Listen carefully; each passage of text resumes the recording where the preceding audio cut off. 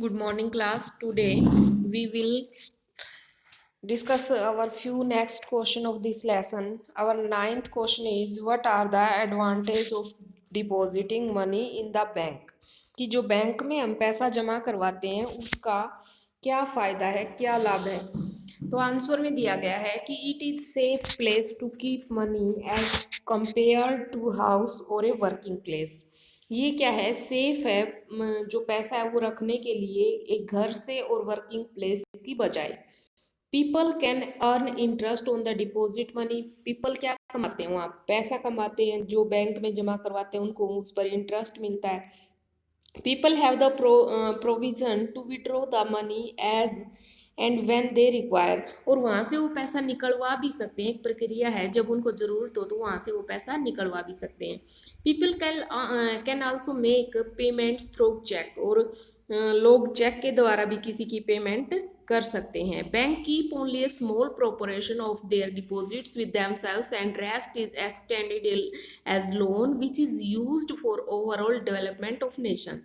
क्या है कि कुछ ही हिस्सा, जैसे बताया था कि 15% हिस्सा है जो बैंक में पैसा जमा होता है, उसका 15% हिस्सा बैंक अपने पास रखता है, बाकी लोन वगैरह की प्रक्रिया से लोगों को दे देता है, जिससे बैंक की आय भी हो जाती है और नेशनल डेवलपमेंट में सहायता भी होती है। What is check? चेक क्या है? What are its advantage? और उसकी एडवांटेज क्या है? A check is a paper instructing the bank to pay a specific amount from the person's account to the persons in whose name check has been made। क्या होता है कि check में एक जिस भी व्यक्ति के नाम वो चेक बनता है, मान लो हम किसी दूसरे के नाम चेक बना रहे हैं, तो वो क्या है कि जिसके नाम हमने चेक बनाया उसके खाते में वो बैंक में जा करके अगर वो चेक जमा करवा देता है तो उसके खाते में पैसे आ जाते हैं। एडवांटेज क्या है? ये सेफ मोड है ट्रांजैक्शन का, और चेक इजी है मनी की बजाय कहीं भी कैरी करना। What are demand deposits, what are their advantage? Demand deposits क्या है और उसकी एडवांटेज क्या है? The deposits in the bank accounts which can be withdrawn on demand are known as demand deposits.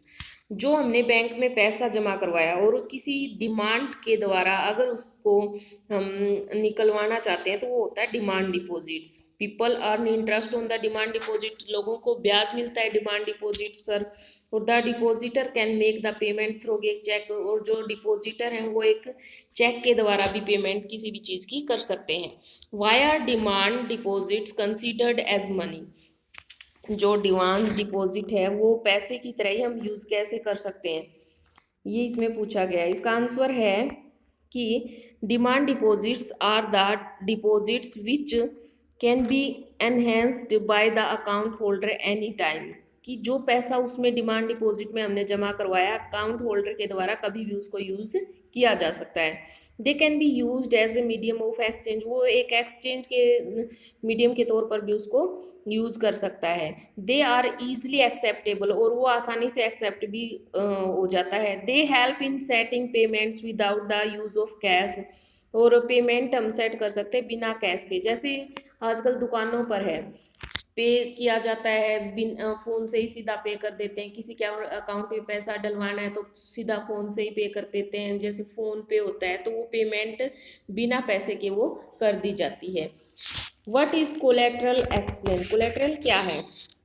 Collateral is an asset that the borrowers own, such as land, building, vehicle, livestock, deposit with bank।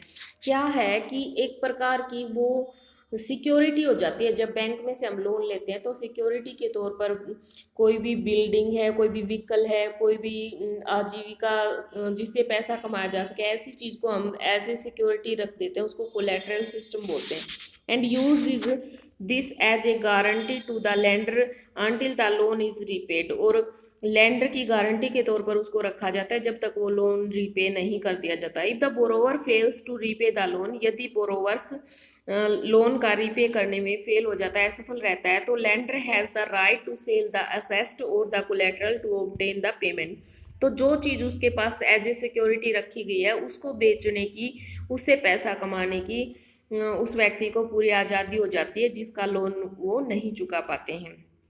Properties such as land titles, deposits with bank, livestock, etc. are some of the common example of the collateral uses of for borrowing. तो कुछ ऐसे ही चीजें हैं जैसे कोई घर के कागजात वगैरह सिक्योरिटी के तौर पर रख देता है, कोई जमीन के, तो इस प्रकार बैंक से लोन मिल जाता है. The RBI plays a crucial role in the collateralizing the formal sector loans explain. वो कह रहे हैं कि आरबीआई एक अहम भूमिका निभाता है जो फॉर्मल सेक्टर के लोन हैं उसको कंट्रोल करने में. तो एक्सप्लेन करना है. The formal resources work under the supervision of reserve bank of India. जो फॉर्मल रिसोर्सेज हैं जैसे बैंक हैं, कोऑपरेटिव सोसाइटीज हैं, ये एसएचजी हैं, तो ये क्या है, रिजर्व बैंक ही उनको सुपरवाइज करता है. All the commercial bank maintain A minimum cash balance out of the deposit they receive. उनमें से कम मान लो 15% के आसपास जो बैंक है सभी कमर्शियल बैंक वो अपने पास रखते हैं, बाकी सभी जितना भी डिपॉजिट करवाते हैं. The RBI monitor that the bank actually maintain the cash balance. RBI उनकी चेकिंग करता रहता है कि वो सही ढंग से मेंटेन कर रहे हैं या नहीं. The RBI monitors that the bank give loan not just to profit making business and traders but also to small cultivators, small scale industries, to small borrowers. वो ये भी देखते हैं, आरबीआई ये भी देखता है कि जो कमर्शियल बैंक हैं वो केवल प्रॉफिट कमाने के लिए ही ट्रेडर्स को या फिर बड़े बड़े जो बिजनेसमैन हैं उन्हीं को लोन ना दें, बल्कि जो छोटे कल्टीवेटर्स हैं यानी कि छोटे किसान हैं जो छोटे स्केल पर जो इंडस्ट्री चलाते हैं, जो स्मॉल बोरोवर्स हैं, उनको भी लोन प्रोवाइड करवा रहे हैं या नहीं ये कमर्शियल बैंक, ये चेकिंग करते हैं. The rate of interest of the formal lander is decided by the RBI. और जो रेट ऑफ इंटरेस्ट का होता है फॉर्मल लैंडर का वो भी आरबीआई निर्धारित करता है. इसलिए normally the interest rate are very लो.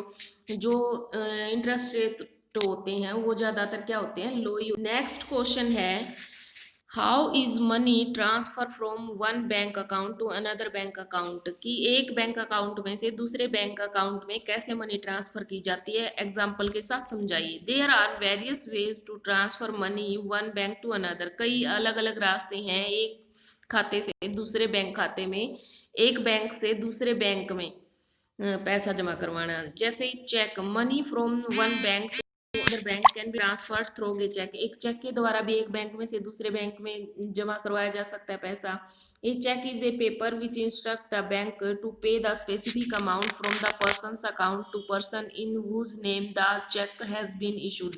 क्या है, बैंक में से एक पेपर मिलता है उसके ऊपर जिसके नाम से वो चेक कटा हो, बैंक ये इशू करता है अमाउंट कि वो उसके नाम पर जमा हो. Net banking, these days money can also be transferred through net banking. आजकल क्या है, नेट बैंकिंग के थ्रू भी कर दिया जाता है. डिमांड ड्राफ्ट के थ्रू भी ये मनी एक बैंक से दूसरे बैंक में और एक व्यक्ति से दूसरे व्यक्ति के अकाउंट में जमा करवाई जा सकती है. सो स्टूडेंट्स, आज हम ये 15th क्वेश्चन तक ही करेंगे. कल हम लॉन्ग आंसर टाइप क्वेश्चन शुरू करेंगे. आप साथ साथ रिवाइज करते रहिएगा. Thank you. Have a nice day.